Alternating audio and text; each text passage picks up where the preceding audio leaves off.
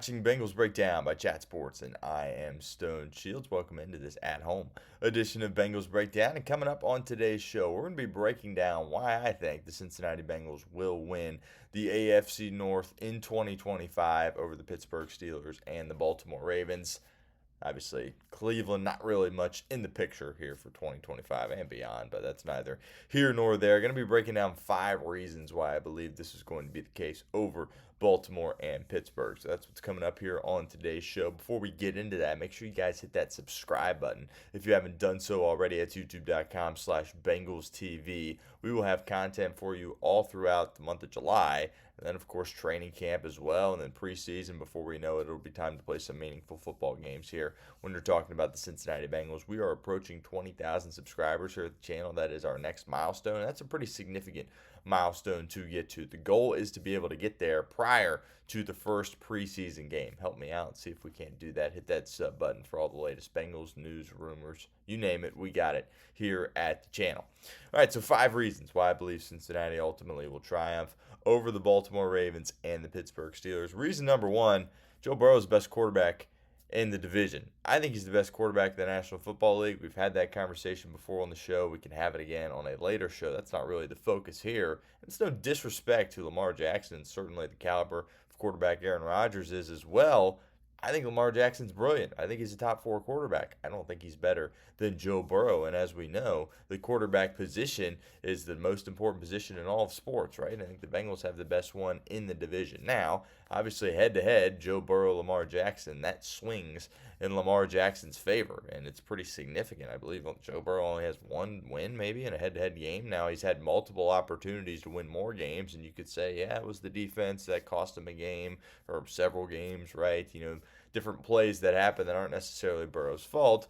But at the end of the day, Lamar Jackson certainly does have the advantage over Joe Burrow as far as head-to-head wins and losses. But at the end of the day, I'm going to take Joe Burrow over Lamar Jackson. I think he takes less unnecessary risks. I think he does a better job of protecting the football, and most importantly, he's more accurate when he's throwing the football than Lamar Jackson. Lamar Jackson is brilliant, and his passing game has improved seemingly each year he's been in the league, and he's a really, really good passer. But Joe Burrow is the most accurate quarterback that we've really ever seen play this game, and I think he has the ability to protect it better in late game situations. Obviously, there was an interception that took place in the Baltimore game that was late that ultimately kind of cost you the game there a little bit when you had kind of control of the game at home. Of course, is the one I am referring to, but at the end of the day, I think Joe Burrow is a little bit more accurate, is a little bit better at the end of a game, and protects the football better, and I think he knows how to get it to his playmakers a little bit better, and I trust him a little bit more in high leverage moments and situations where the pocket is collapsing. He can escape, he can make plays.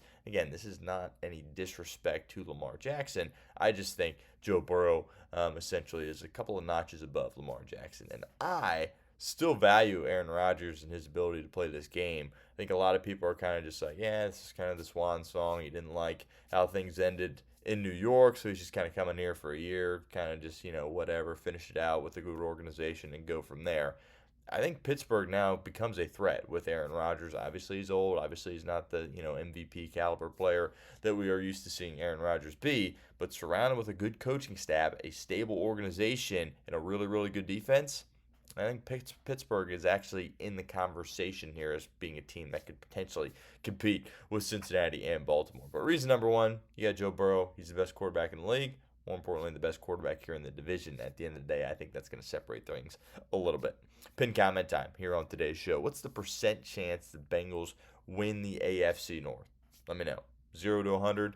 Give me a percent chance. Obviously, it's not going to be 100%, but I think the Bengals, even if I'm looking at this from an unbiased perspective, which I try to do, despite, of course, being the host of Bengals Breakdown, I think the Bengals have the best shot out of the 4 teams. And as I mentioned at the top, Cleveland, not really in the picture here at this point. All right, reason number 2 why I think the Bengals will win the AFC North. They play their best at the end of the year, right? I'm not going to sit here and say, yeah, the Bengals are going to run away with the division. No, it's going to come down to the very end, as it typically does. But obviously, the Bengals need to fix what they do in September. They need to win some games in September. That's a fact.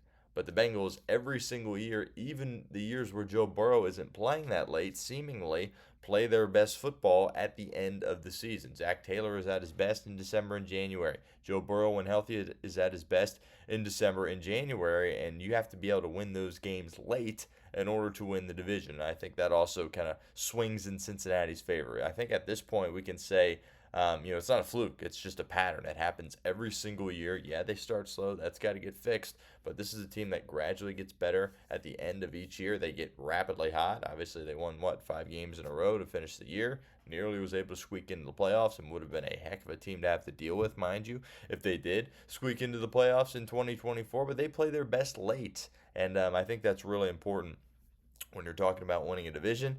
Baltimore's played well late, but we've also seen Baltimore kind of stumble in some spots here. It's kind of, I would say it's a bad look on Lamar Jackson and John Harbaugh that they have not had a Super Bowl appearance yet. They've had plenty of good teams, they've had plenty of opportunities, but in the biggest moments, they stumble a little bit.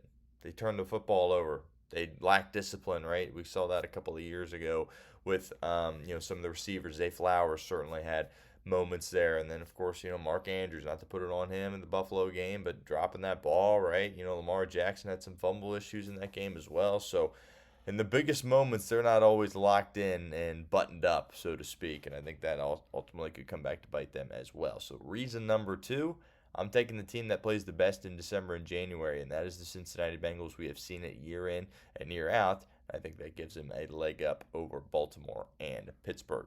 We'll continue with our show here in a second, but do want to give a shout out to our friends over at Fanatics. Let you guys know that these Bengals T-shirt hoodies are on sale. Obviously, it's steaming hot here in Cincinnati, but I think the hood element of the shirt could be nice for training camp. Shade you a little bit from the sun. It's really thin material, so it's not going to warm you up too much, right? And I think it could be something great to wear to training camp if you swing around and catch some Cincinnati Bengals off-season action. We'll put that link in the comment section and the description of today's show. Obviously, it's an at-home video. Don't have the picture for you, but it'll be in the link. It'll be in the comments. You can click it. It'll take you right where you need to be. Chatsports.com/Bengals Hoodie T-Shirt / really cool stuff, and they're on sale. Probably should have mentioned that a little bit earlier. A little bit cheaper than what they normally were going for. I think they're knocked down at least $20, something like that, up there on Fanatics. Really encourage you guys to go over, check some of that out. And that also helps our show as well. All right, reason number 3 here. Let's kind of spend some time talking a little bit more about Baltimore. Part of the reason why Baltimore was so good last year, obviously Lamar Jackson, he's brilliant. Harbaugh's great as well, and they always seemingly have a good defense. But Derrick Henry was unbelievable last year for the Baltimore Ravens. Obviously, he's going to be sticking around for a few more years. And look, I love Derrick Henry. When he was not in Baltimore, he was one of my favorite players in the league. I loved him at Alabama. I love everything about him, his preparation, his will to win, his determination, his competitive spirit, his toughness. The list goes on and on. He's an incredible football player, but at some point he's going to have to regress a little bit. It's kind of, again, it's a pretty obvious trend here with running backs. When they get past 30, it kind of goes pretty quickly on them. And Henry now, he was 30 last year. He's 31 now. At some point, he's going to slow down. So I think Derrick Henry is going to regress a little bit and not quite be as good as he was last year for Baltimore. And I think certainly that's going to impact how they do things offensively, and it's going to put more on the plate of Lamar Jackson. At the end of the day, I think that is going to benefit the Cincinnati Bengals as well. Love Derrick Henry. Appreciate him. Obviously, he's on a rival team. It is what it is. But I just don't see him playing at that level again. And that's going to be more on Lamar Jackson, either running or throwing. And if it's more on him running, that is a problem, because we've seen a couple of these seasons with Lamar, he gets to the end of the year and his legs just aren't the same because he's been taking shots all year long. That's kind of the biggest thing for Harbaugh and the Ravens and DeCosta to try to figure out is how do you protect Lamar Jackson? Because if he's out having to run all the time because you don't have as good of a run game as you did last year, he's going to be more banged up, and that's not going to allow him to play his best football late. That's been an issue for the Ravens in the past. I think it might be an issue again, assuming Derrick Henry isn't going to be quite as great as he was last year for Baltimore. All right, a couple of more I do want to get to here. Let's talk a little bit about Pittsburgh. Spent some time earlier in the show discussing them. Again, I think they're a threat. They've got a lot of good pieces, right? The defense is always going to be a problem. Obviously, T.J. Watt trying to figure out his contract here. I would expect him to be back. I would be borderline shocked if he was not. Aaron Rodgers, people say he's washed. People say he's just kind of a goofy guy. It's self-absorbed. I don't see that. I'm an Aaron Rodgers guy. Always have been. See the same player he once was? No, but he ultimately brings Pittsburgh up. Keep in mind, this is a team that was a playoff team with nobody at quarterback, and they kind of were coming in like, oh, we got Skylar Thompson, Bill Howard, and Mason Rudolph as our guys, and you're like, well, they're not a threat. Well, now all of a sudden you got Aaron Rodgers, certainly an older Aaron Rodgers, but it is still Aaron Rodgers, and I think that's a problem. But doesn't have enough weapons, I don't think, offensively. Warren, that running back, and Caleb Johnson, you're kind of pairing those two together at running back. I think that could spell some positivity for them, but I'm talking at the receiver position, right? You brought in DK Metcalf, but beyond that, what do you have? Robert Woods, Calvin Austin III, Ben Skoranek, Scotty Miller. That's just not enough, in my opinion. Roman Wilson, okay, that guy's a couple of years away from being a salesman, in my opinion. All right, so I just don't think they have enough weaponry around Aaron Rodgers. DK Metcalf, obviously great, but if you look at what Cincinnati has from a weaponry standpoint, even Baltimore, right?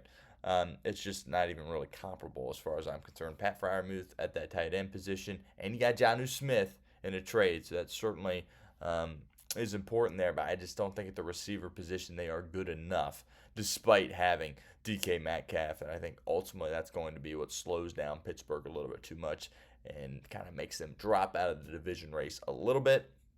My prediction now, as we sit here in July, I think 3 teams are coming out of the North. That's just kind of what my gut says right now. Obviously, that can change by the time the regular season gets here. That's what my gut says right now, but I think you'll kind of see Pittsburgh fall off a little bit as the season kind of winds down, and it'll be kind of a 2-horse race between Cincinnati and Baltimore. One more opportunity for you guys to get involved with our show here at Bengals Breakdown. Predict the Bengals record for me in 2025. Be honest with me. Let me know.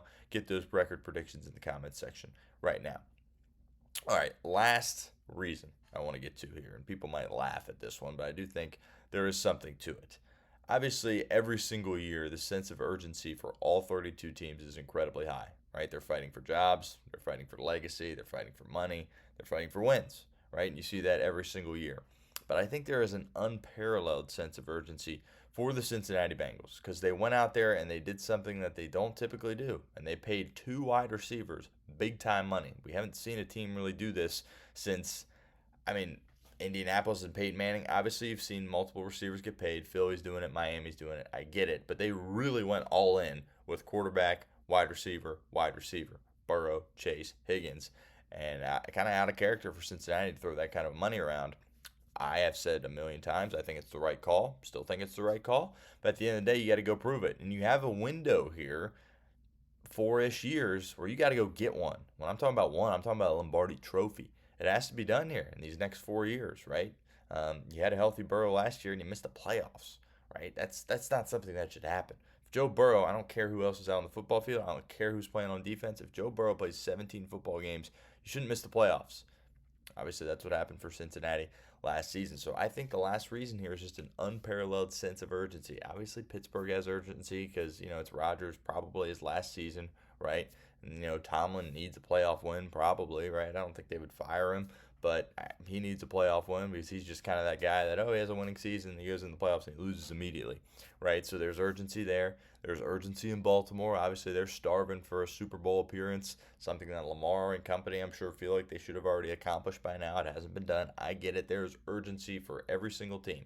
But I just think it's a little bit unparalleled for the Cincinnati Bengals, especially after the disappointment of last year. You got an all-time quarterback in Joe Burrow. You got unbelievable weaponry in T. Higgins and Jamar Chase. And you got a coach in Zach Taylor that kind of, again, I don't think they're going to fire him.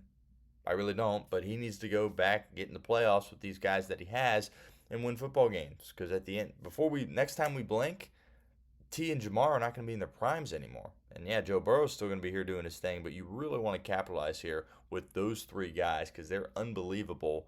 Best quarterback, best wide receiver, and then where do you put T? I think he's a top 12 wide receiver in the league, in my opinion. So it's time to capitalize, and I think you will see this team play with that sense of urgency from week 1. They understand that they can't mess around. They got to go out there, and they got to get it done immediately. And I think ultimately Their success in the beginning of the year will push them over the edge and ultimately help them win the division because, as we talked about earlier in the show, they are going to play well in December and January. That is just what this football team does. So there you have it. 5 reasons why I believe the Cincinnati Bengals will win the AFC North. Burrow, he's the best quarterback. They play their best at the end of the year. You're going to get a little regression from Derrick Henry. It's just going to happen. Steelers, Aaron Rodgers, great. Not enough weapons. And also that unparalleled sense of urgency that we talked about kind of to wrap out today's show. If you made it to the end of today's show, you are a real one. We appreciate you. Give us a thumbs up on today's show and like today's video for me right now.